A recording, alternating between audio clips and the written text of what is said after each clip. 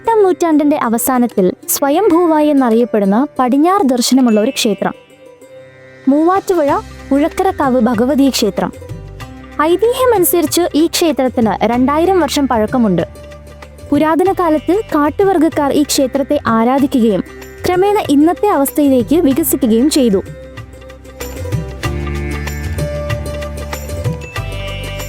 വർഷങ്ങളോളം തെങ്ങോട് മന ക്ഷേത്രത്തിന്റെ ദൈനംദിന കാര്യങ്ങൾ നിയന്ത്രിച്ചു. 1976 ഭരണം ഭക്തരിൽ നിന്ന് തിരഞ്ഞെടുത്ത ഒരു പ്രാദേശിക ട്രസ്റ്റിനെ ഏൽപ്പിച്ചു. ദേവീക്ഷേത്രമാണെങ്കിലും ഇവിടെ ഒരു ശിവപ്രതിഷ്ഠ കൂടി ശ്രീകോവിലിൽ ഉണ്ടായിരുന്നു എന്നാണ് പറയപ്പെടുന്നത്. പക്ഷെ കാലക്രമേണ ശിവവിഗ്രഹത്തിന്റെ വലിപ്പം കുറഞ്ഞ് അപ്രത്യക്ഷമാവുകയും അതേസമയം ദേവീ വിഗ്രഹം വർഷം തോറും വലിപ്പത്തിൽ വർദ്ധിച്ചുകൊണ്ടിരിക്കുകയും ചെയ്തു എന്ന് വിശ്വാസികൾ പറയുന്നു. ശ്രീകോവിലിലെ മഹാദേവന്റെ സാന്നിധ്യമുണ്ടെന്നതുകൊണ്ട് ഈ ക്ഷേത്രത്തിൽ രുദ്രാഭിഷേകവും മറ്റും നടത്താറുണ്ട്. ഈ ദേവീക്ഷേത്രത്തിലെ ദൈനംദിന ആചാരങ്ങളിൽ 3 വ്യത്യസ്ത പൂജകൾ ഉൾപ്പെടുന്നു. ഓരോന്നും പ്രതിഷ്ഠയുടെ വ്യത്യസ്ത ഭാവങ്ങൾക്ക് വേണ്ടിയുള്ളതാണെന്നാണ് ഏറെ കൗതുകം.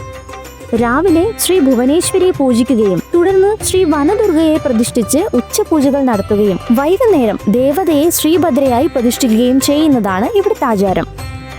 ഒന്ന് വലം വെച്ച് വന്നപ്പോഴേക്കും ഇവിടെയുള്ളൊരമ്മ അമ്പലത്തിലെ പ്രസാദം തരാം എന്ന് പറഞ്ഞ് വിളിച്ചു. വഴിപാട് കഴിച്ചിട്ടില്ലല്ലോ എന്ന് പറഞ്ഞതും ഇവിടെ പൂജിച്ചതാ, അതിനിപ്പോ എന്തിനാ വഴിപാട്, കുടിച്ചോ എന്ന് പറഞ്ഞ് വീണ്ടും ഗ്ലാസ്സിലേക്ക് പകർത്തി. ഏകദേശം ഉച്ച സമയത്ത് പോയതുകൊണ്ട് കാല് നന്നായി പൊള്ളുന്നുണ്ടായിരുന്നെങ്കിലും പായസത്തിന്റെ മധുരത്തിൽ അതത്ര അറിഞ്ഞില്ലെന്നുള്ളതാണ് സത്യം.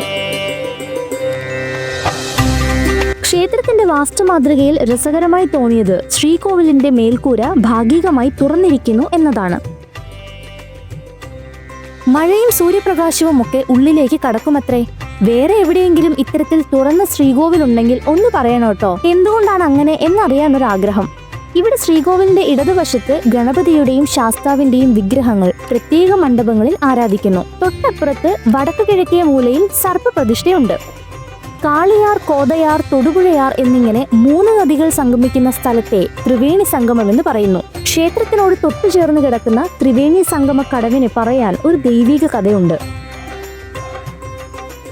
വർഷത്തിൽ 1-ലധികം തവണ ദേവി ആചാരപരമായ കുളി അഥവാ ആറാട്ട് നടത്തുന്നത് ഈ ക്ഷേത്രത്തിന്റെ പ്രത്യേകതയാണ്. ദേവിയുടെ ആറാട്ടിനായി വർഷത്തിൽ 1-ലധികം തവണ ക്ഷേത്രത്തിൽ പ്രവേശിക്കുന്ന വെള്ളപ്പൊക്കമാണ് ഇതിന് കാരണം. ഇവിടെ ദേവി ഒരിക്കലും നദിയിൽ പോകാറില്ല.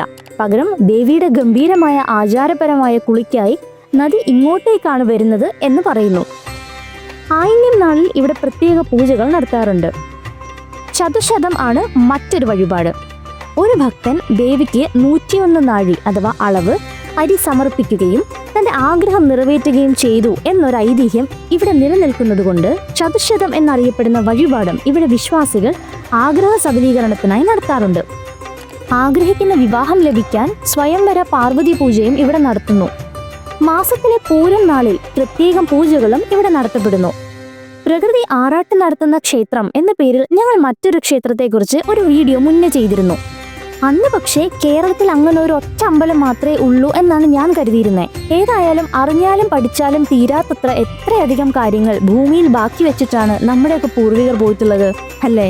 വീഡിയോ ഇഷ്ടമായാൽ please like, share, subscribe and comment your opinion. Thank you.